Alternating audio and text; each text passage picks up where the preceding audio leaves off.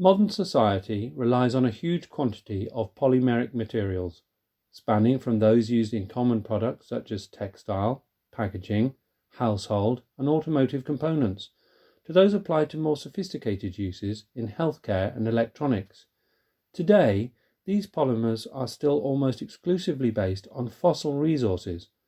Nevertheless, growing attention is being focused on polymers derived from renewable resources and related monomer building blocks. The transformation towards a sustainable model society is one of the major challenges faced by decision makers, science, industry, and society itself. Due to its resemblance to the widely used petrochemical terephthalic acid, furan dicarboxylic acid holds great promise as a key building block for bio-based polymers. In fact, in 2004, furodicarboxylic acid has been identified as a key chemical for the future development of the bio-based economy in a key study conducted by the US National Renewable Energy Laboratory. FUR4Sustain Cost Action is working on the whole value chain of furans, in particular on furodicarboxylic acid. We are working on the starting feeding stocks, the furan chemicals we can obtain from it, on polymers, composites and hybrid materials thereof, and on bioeconomy and recycling. Above all, we are working within a sustainable rationale of development. For this, we count on a great network of academics and industrials from all over Europe, 30 countries, 50 institutions, and over 7 industries. Dr Martin Ocepek is working in Helios as Head of R&D for synthetic resins.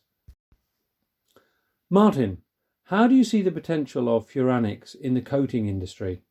In the coatings industry, market demand for bio-based raw materials is increasing every day.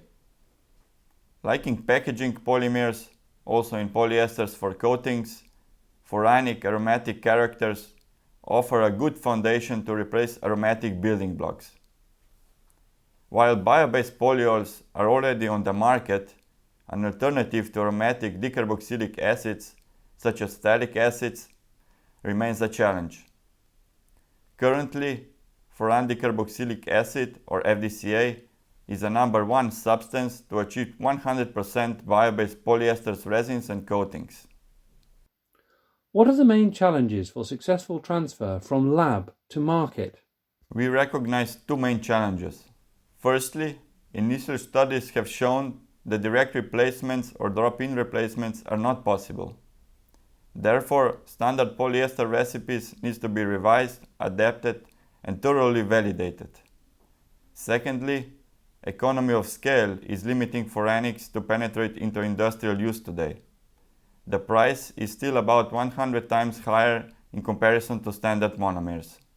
How helpful is FUR4Sustain Cost Action? FUR4Sustain Cost Action brings together experts from different fields to overcome the challenges mentioned earlier. Only with good cooperation along the entire value chain, from monomer and polymer producers to final user and even recycling entities, we can establish material circularity. Do EU institutions and national governments need to do more to help transfer to a circular economy? With the recently announced sustainability goals for 2030, the European Union gave an additional push towards sustainable actions. Although things are already changing in the right direction, we believe additional measures, such as financial encouragements and legal obligation, will need to be taken. Do furanics have a bright future? Sustainable materials are a must if we want to have a green planet for the next generations to come. I believe furanics will represent an important part of the plastic materials that we will be using in the near future.